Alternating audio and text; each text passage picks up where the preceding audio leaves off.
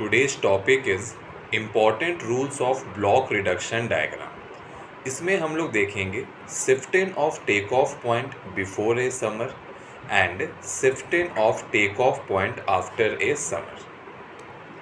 Shift in of take off point before a summer. ये आपके पास एक समर है, ये आपके पास एक टेक ऑफ पॉइंट है।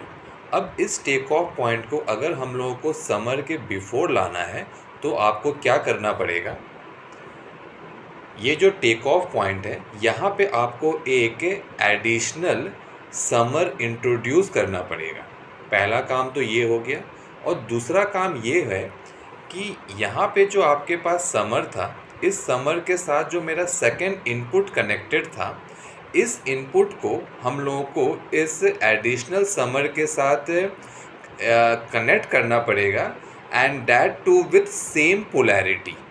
जैसे कि हम लोग देख सकते हैं कि इस समर में मेरा जो R2 है वो नेगेटिव पोलैरिटी के साथ इंट्रोड्यूस हो रहा है, तो यहाँ पर भी जो हम लोगों ने अपना एक्स्ट्रा समर इंट्रोड्यूस किया है, तो यहाँ पर भी मेरा जो R2 है वो नेगेटिव पोलैरिटी के साथ इंट्रोड्यूस हो रहा है।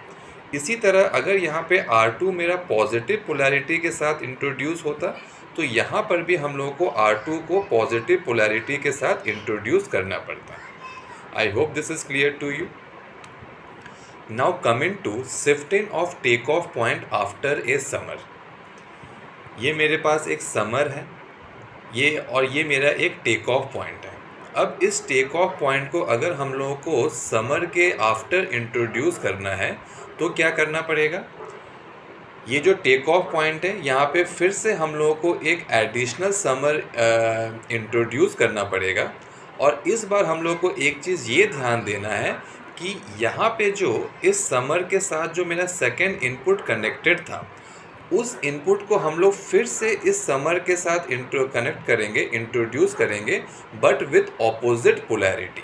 जैसे कि यहाँ पे देख सकते हैं कि मेरा जो R2 है वो नेगेटिव पोलैरिटी के साथ कनेक्टेड था, तो यहाँ पे हम लोग को R2 को पॉजिटिव पोलैरिटी के साथ कनेक्ट करना पड़ेगा।